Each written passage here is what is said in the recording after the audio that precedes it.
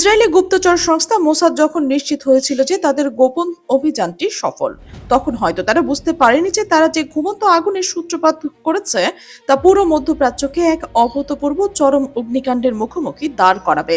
এই আগুনের ছাই থেকে কিভাবে ইসরায়েলের অস্তিত্ব ছাই হয়ে যাবে তা নিয়ে এখন সারা বিশ্বে চরম উত্তেজনা।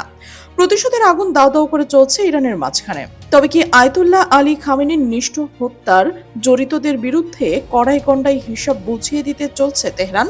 যুদ্ধবিরতির শর্ত লঙ্ঘন করে আবারও কি ইরানের বিরুদ্ধে হামলা চালাবে ইসরায়েল? ইহুদিবাদীদের প্রতি যেন কোনোভাবে বিশ্বাস স্থাপন করতে পারছে না তেহরান।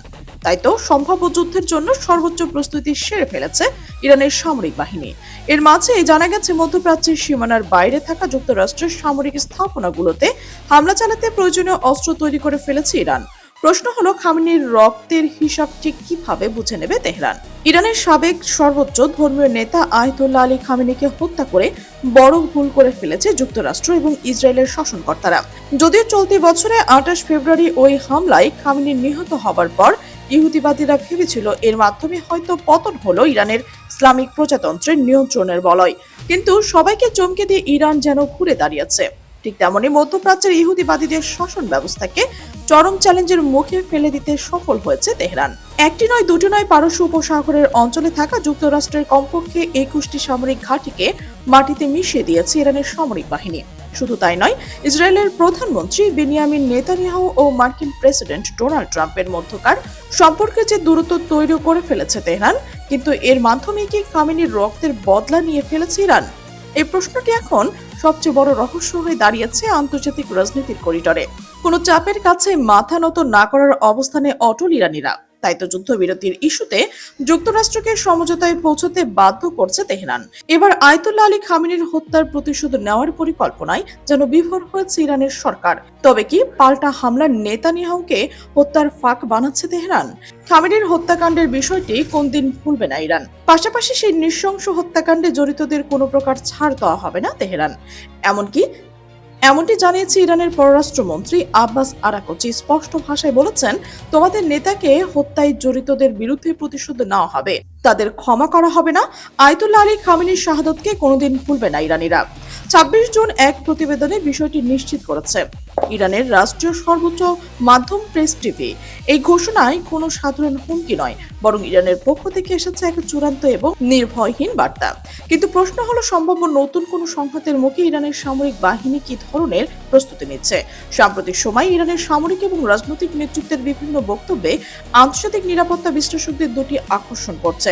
দেশটির উচ্চপদস্থ সামরিক কর্মকর্তারা বারবার দাবি করছেন যে ইরানের প্রতিরক্ষা সক্ষমতার সব দিক এখনো প্রকাশে আনা হয়নি এবং প্রয়োজনে তারা আরো উন্নত সামরিক সক্ষমতার ব্যবহার করতে প্রস্তুত।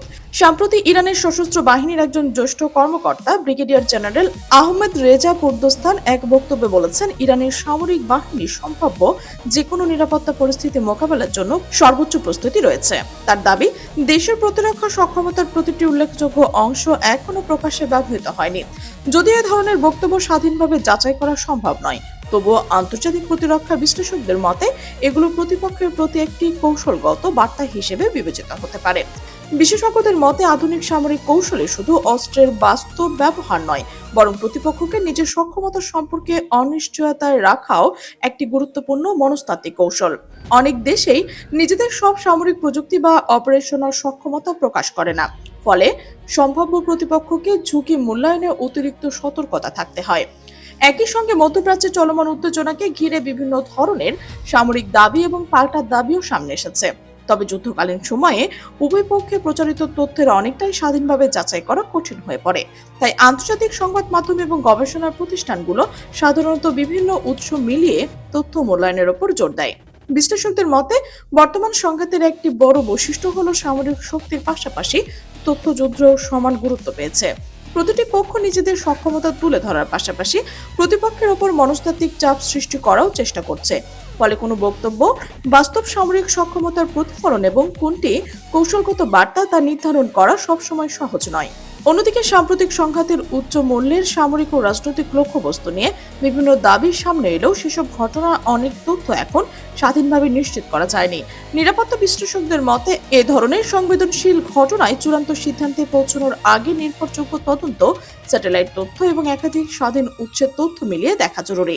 সব মিলিয়ে বলা যায়, ইরানকে ঘিরে বর্তমান সামরিক পরিস্থিতি শুধু একটি আঞ্চলিক সংঘাতের বিষয় নয়, এটি আধুনিক প্রতিরক্ষা কৌশল, মনস্তাত্ত্বিক প্রতিরোধ, প্রযুক্তিগত সক্ষমতা এবং রাজনৈতিক প্রতিযোগিতার এক জটিল সমন্বয়। আগামী দিনে পরিস্থিতি কোন দিকে এগিয়ে যাবে তা নির্ভর করছে কূটনৈতিক উদ্যোগ, সামরিক সিদ্ধান্ত এবং সংশ্লিষ্ট পদক্ষেপের কৌশলগত হিসাব নিকাশের ওপর। আর সেই কারণে বিশ্বের সামরিক বিশ্লেষক ও নীতি নির্ধারকদের নজর এখনো নিবদ্ধ রয়েছে মধ্যপ্রাচ্যের এই পরিবর্তনশীল নিরাপত্তার বাস্তবতার দিকেই।